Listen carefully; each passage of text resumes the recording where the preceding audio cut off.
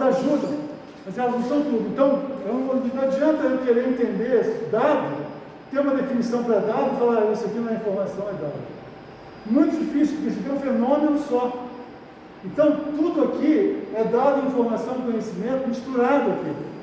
A gente divide para o método cartesiano, para a gente conseguir conquistar a complexidade. Mas no dia a dia, não dá para ficar dividindo as coisas ingenuamente, querendo uma definição estanque absoluta. Senão a gente estaria sendo reducionista, né? A gente precisa ser dialético. O que é dialético? Dialético é aquilo, né? O sim, ele só é sim porque tem o não. Se não tiver um não, o sim não significa nada. Entendeu? E o não só significa algo. O mestre e o escravo. Só tem escravo porque tem o mestre. Se não tiver o mestre, não tem escravo. Se não tem mestre, se não tiver escravo. Então existe uma relação. Isso é Hegel, né, que diz isso na filosofia. Não há, Hegel, inclusive, ele elucida a dialética, né, a dialética hegeliana. Então, nada no mundo da vida é estanque, né? A gente analisa, então a gente precisa de definições para nos guiar, mas é um todo, tá certo? Então, o raciocínio dialético é um raciocínio que considera diversas visões de uma coisa. Então, por exemplo, você pode falar que quando eu considero o dado cru, aquilo para mim é dado. Então, dado seria o quê? O registro de um fenômeno, registro isolado de um fenômeno natural ou social. Isso é um dado. Eu posso ter essa definição. Escreve para mim, defina dado, na prova. Se eu pedir para vocês, né? Defina dado, na prova. Você vai falar um registro descontextualizado de um fenômeno natural ou social que é perceptível, né, por algum instrumento ou pelo ser humano, pela visão. Então, isso é um dado. Agora, o que é informação? A informação precisa de um contexto. Algo mais além do dado. Agora eu preciso de um contexto, trata-se de um dado medido 9 por 15, outros dados, preciso de outros dados. O paciente estava deitado, o paciente tem 15 anos. E agora eu preciso de algum rudimento de regras. Eu aprendi no curso que isso é uma pressão para o jovem, uma pressão alta. Para o idoso não é uma pressão alta. Então, está vendo? Eu já preciso de contexto. Vou chamar de conhecimento? Posso chamar de conhecimento rudimentar. Entendeu? Posso chamar de conhecimento rudimentar. É um conhecimento que é adquirido no curso básico de enfermagem. Tá certo? Agora, tudo bem. Tem alguns procedimentos, então, na medicina mesmo, né, que agora o enfermeiro tem que passar para o médico. Tá? Por quê? Porque o enfermeiro fez o técnico de enfermagem, às vezes estudou um ano, um pouco do funcionamento do corpo humano, do sistema circulatório, da pressão, mas ele não sabe muitas outras coisas. Muitas outras coisas ele não sabe. Então, na hora de agir mais profundamente, ele vai precisar de apoio.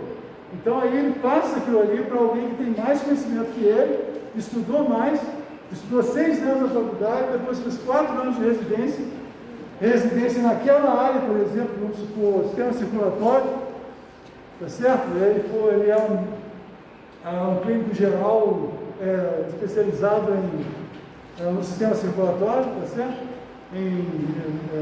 Enfim, aí ele estudou tantas coisas em torno do sistema circulatório que, então, agora, ele como médico, o enfermeiro já pode ter o conhecimento dele, fala, toma, vamos dizer, esse medicamento aqui, essa molécula que está nesse medicamento, toma isso que você vai precisar, controlar a sua pressão arterial. Ok. Né? Agora, vamos dizer, muitas vezes, a maior parte das vezes, você vai subindo, né? Então, por exemplo, a própria estruturação da medicina nos países determina quais são os procedimentos que o enfermeiro está apto a fazer, quais são os procedimentos que precisa de um médico para fazer. Isso é meio arbitrário, mas representa o quê? O fato de que o médico ele tem um conhecimento técnico maior. porque ele gastou mais tempo estudando aquilo, ele quis ir mais profundamente na parte técnica, né? Ele teve a oportunidade de fazer, de conhecer mais. Então, veja, ele tem mais regras na cabeça dele do que um enfermeiro, ele tem mais regras e mais contextos que ele reconhece. Então, um enfermeiro, ele pode chegar lá e dar a injeção do medicamento de tratamento oncológico, mas ele não é capaz de falar assim: você vai tomar esse medicamento por 6 meses, a cada 30 dias, completar com esse outro medicamento, que aí você vai tomar via oral. Por quê? Porque o tratamento oncológico está evoluindo, e eu, como estudioso da oncologia, sei o que é o tratamento do estado da arte para tratar aquele câncer. Ok? Então, isso graças ao conhecimento que eu adquiri. O conhecimento nada mais é do que regras e a capacidade de agir no contexto, né? Então, mas esse cara aqui, quando ele está estudando medicina, ele vai fazer um doutorado em medicina, ele teve que levantar muitos dados. Muitas vezes o trabalho dele envolveu levantar dados.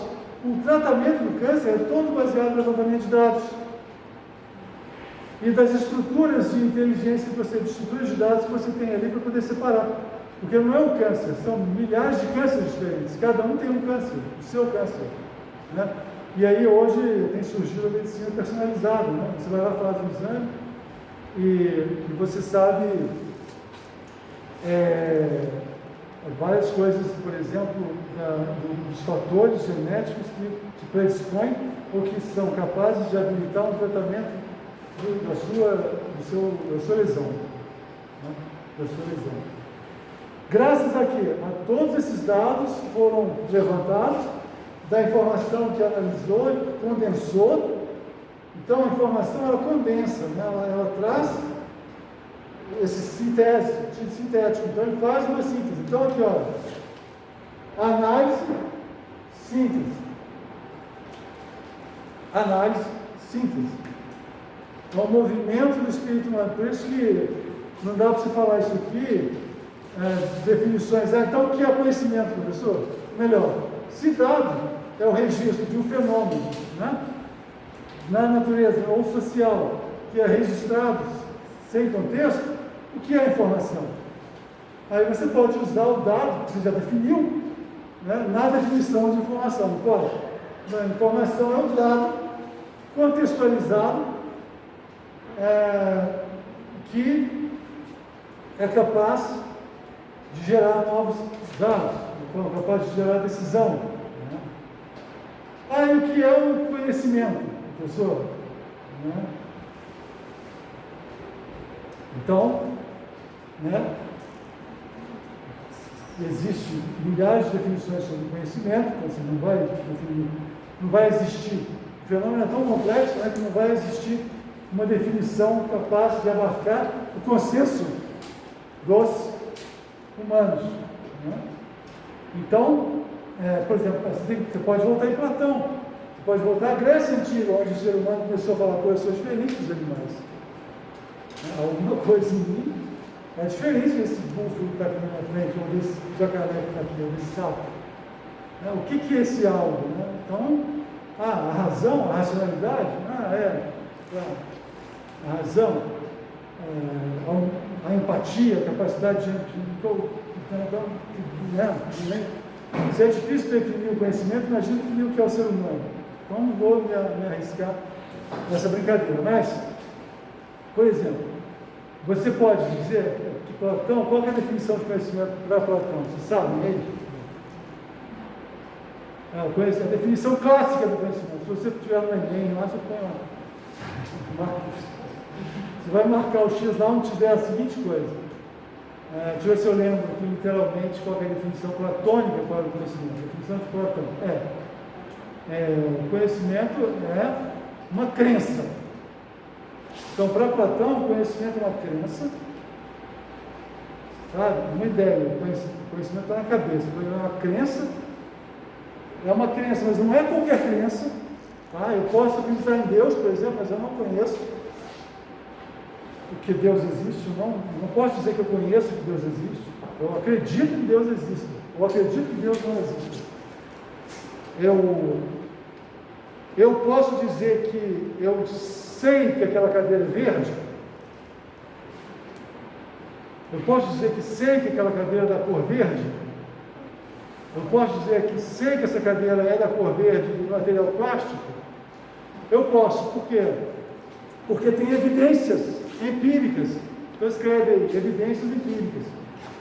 Evidências empíricas. Qual é a evidência empírica? Eu toco na cadeira, esse material pode estar muito errado, mas é plástico.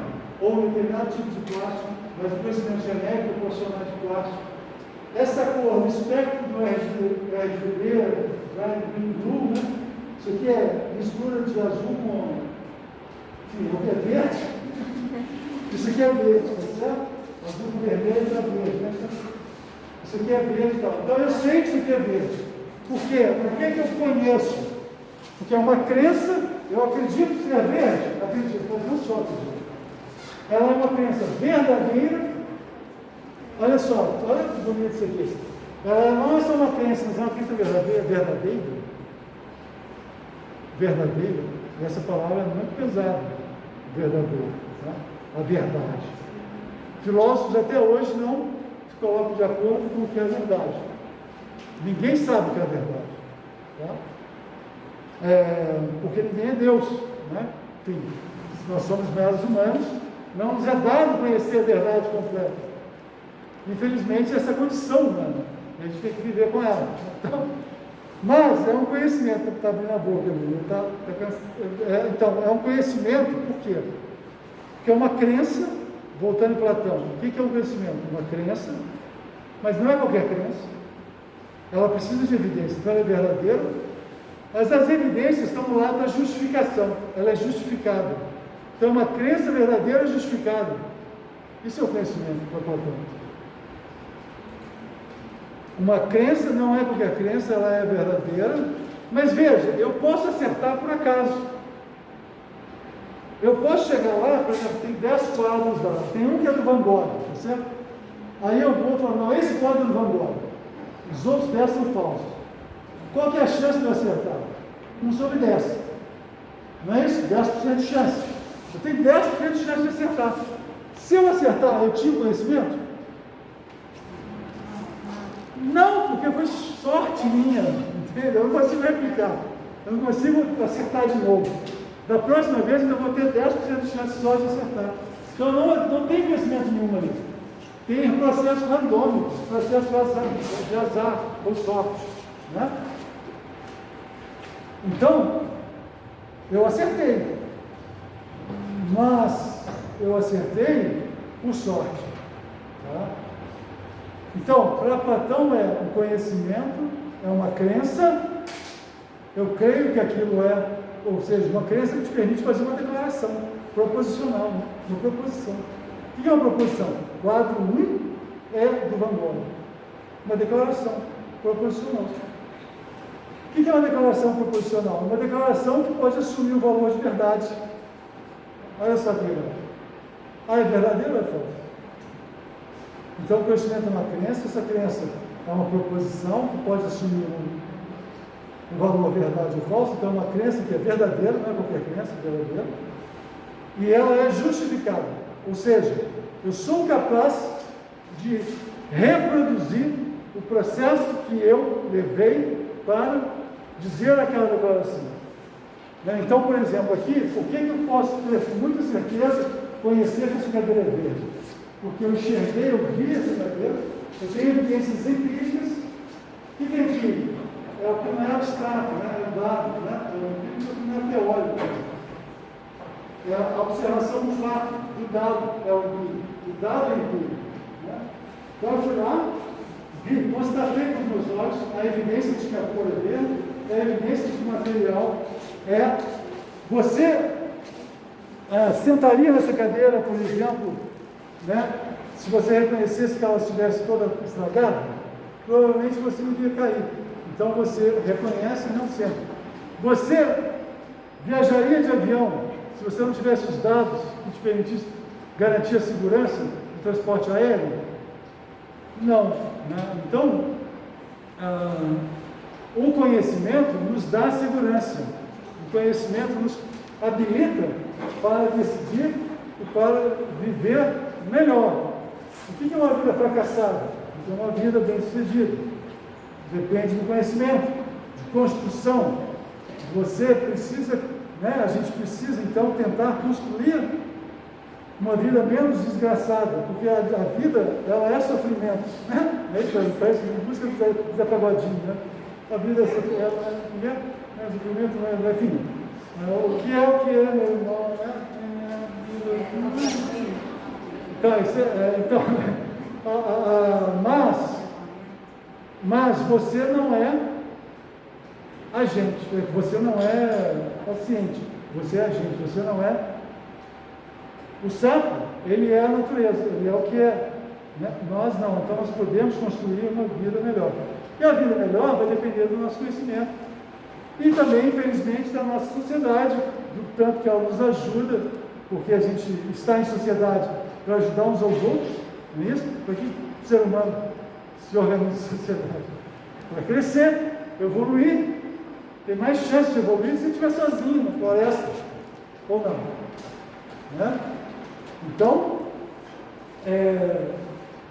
o conhecimento para Platão é essa crença verdadeira justificada, certo?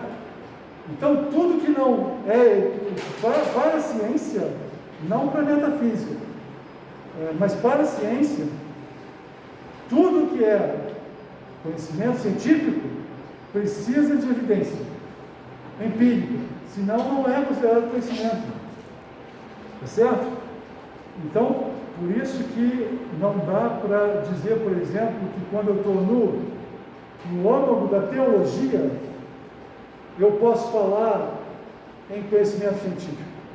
Embora a teologia no Brasil seja reconhecida como uma área, tem lá na CAPES, no CNPq, né, tem a Faculdade de Jesuítas aqui, a FAGE, que estuda teologia, mas a teologia, ela não necessita, para ser o que ela ensina, para ensinar o que ela ensina, não necessita de evidências empíricas. A ciência não. Tá? Então, você pode debater demais se a teologia é uma ciência ou não é uma ciência. Vai ter gente que não vai aceitar, vai ter gente que vai aceitar. Né?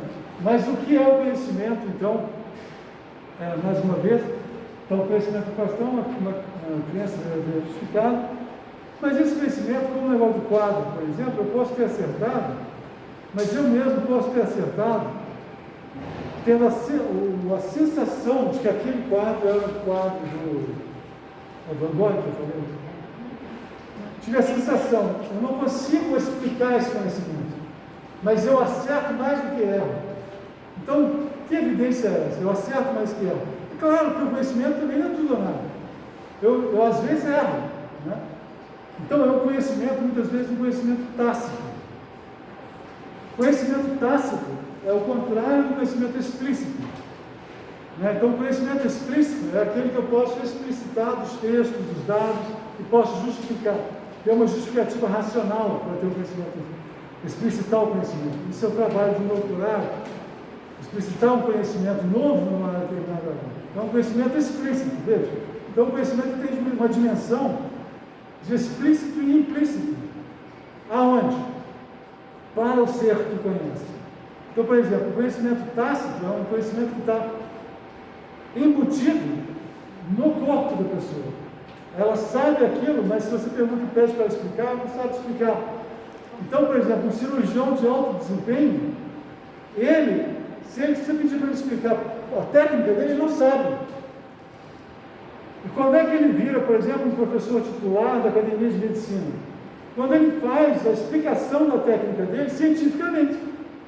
Aí sim, ele ganha notoriedade. Porque é um negócio que funciona, ele não sabe explicar, mas funciona porque tem 50 anos que opera daquele jeito. E os resultados dele são maravilhosos. Mas qual é o conhecimento? O cara que está formando em medicina quer, mas ele não sabe explicar. Porque aquilo está no corpo dele. O corpo da gente, na medida em que a gente vive, ele vai interiorizando esses dados, essas informações e conhecimentos. Porque o nosso cérebro, ele precisa dessa concentração, ele precisa dessa, o nome, a palavra é quando você junta as coisas assim, né?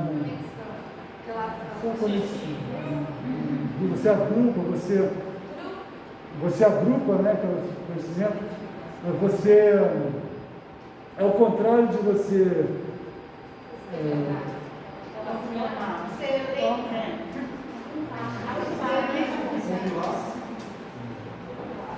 o dado condensado, né? O nosso corpo ele vai condensando aquele dado, ou seja, ele vai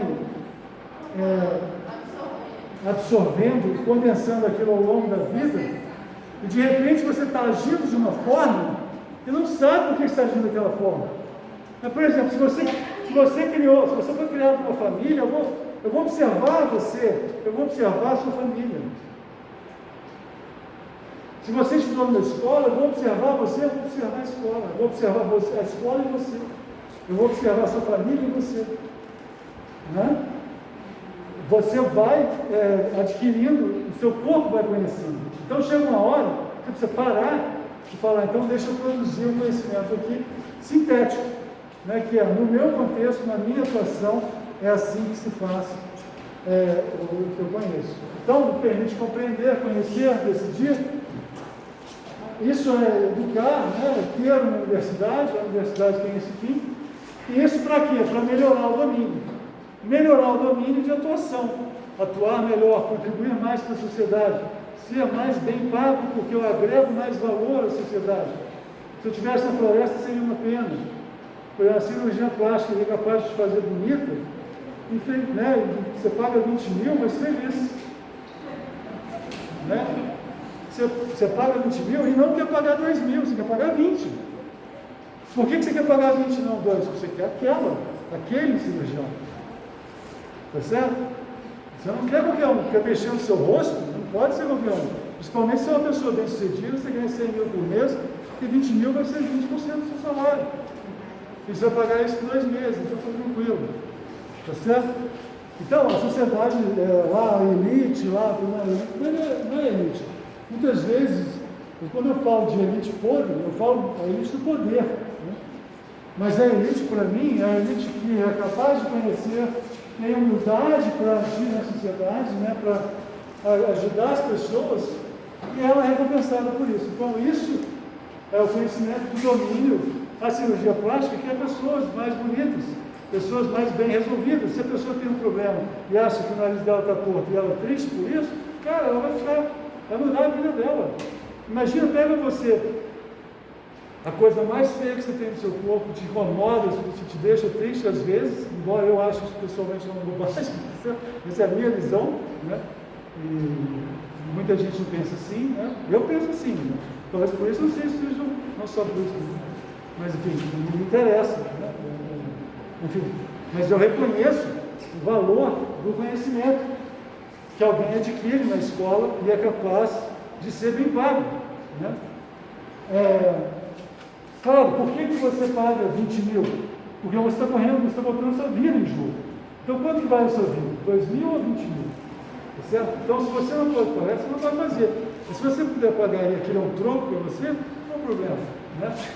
Então, eu estou dizendo o seguinte, que o conhecimento, ele tem esse valor de troca. Por quê? Porque nós vivemos em sociedade, nos agrupamos para ajudar uns aos outros, e as pessoas estão dispostas a pagar mais ou menos pelos serviços que elas obtêm na sociedade dos outros. Assim vai para o dentista, para o bibliotecário, para o açougueiro, né? Para todos os profissionais. Claro que, qual que é a diferença? A diferença é a barreira de entrada.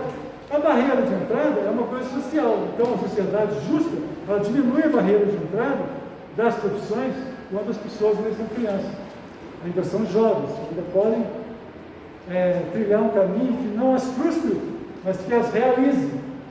Então, as sociedades mais avançadas, elas são máquinas de realização de projetos individuais, não de frustração de projetos individuais. Né?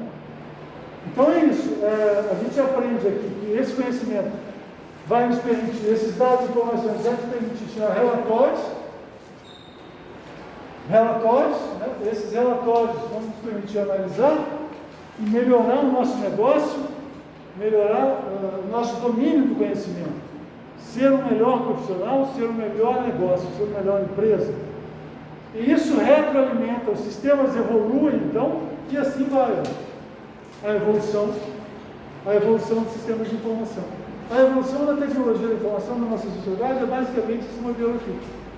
Então a gente vai aprender no primeiro bimestre isso, segundo bimestre isso, terceiro bimestre isso aqui. Tá certo? Que horas são aí? Então, por hoje é só. Fiquem os exercícios e boa semana para vocês. Próxima aula online. E eu vou avisar para vocês o local.